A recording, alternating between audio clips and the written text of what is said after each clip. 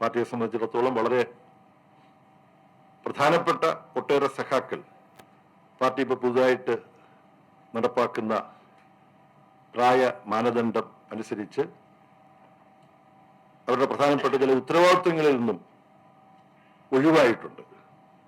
പക്ഷെ അങ്ങനെ ഉത്തരവാദിത്വങ്ങളിൽ നിന്ന് പ്രായ മാനദണ്ഡ പ്രകാരം ഒഴിവായ സഖാക്കളെല്ലാം തുടർന്നും പാർട്ടിയുടെ എല്ലാ പ്രവർത്തനങ്ങളിലും തങ്ങളുടെ കഴിവുകൾ വിനിയോഗിക്കും എന്ന് സമ്മേളനത്തിന് ഉറപ്പ് നൽകിയിട്ടുണ്ട്.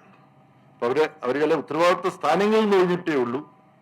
പാർട്ടി പ്രവർത്തനത്തിൽ തുടർന്നും മുമ്പെന്നത്തെയും പോലെ അവർക്ക് അവരുടെ സംഭാവനകൾ തുടർന്ന് നൽകാൻ കഴിയും.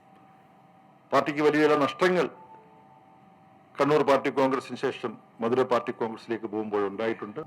ബുദ്ധ ഭട്ടാചാര്യയുടെ മരണവും അതുപോലെ എം എം ലോറൻസ് ഉൾപ്പെടെയുള്ള പല പ്രമുഖരായ തൊഴിലാളി പ്രവർത്തകരുടെ മരണവും ഒക്കെ ഉണ്ടായി.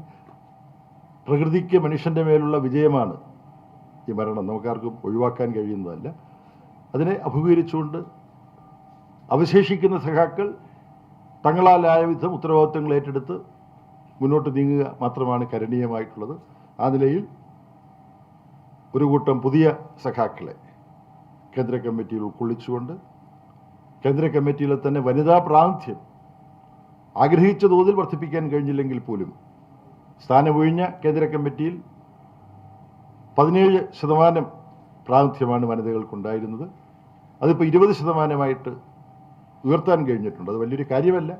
എന്നാലും മുമ്പത്തെ അപേക്ഷിച്ച് 3% വനിതാ പ്രാതിനിധ്യം വർദ്ധിപ്പിക്കാൻ കഴിഞ്ഞിട്ടുണ്ട്. അപ്പോൾ ഇത്തരം കാര്യങ്ങൾ പാർട്ടി ശ്രദ്ധിക്കുന്നുണ്ട്.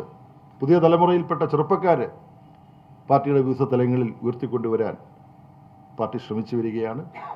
അങ്ങനെ പരിചയസമ്പന്നരും കർമ്മോന്മുഖരായ പുതിയ തലമുറയിൽപ്പെട്ടവരുമൊക്കെ അടങ്ങുന്ന ഒരു നേതൃത്വത്തെ വാർത്തെടുക്കാനുള്ള ശ്രമം പാർട്ടി എല്ലാ സംസ്ഥാനങ്ങളിലും നടത്തുന്നുണ്ട്.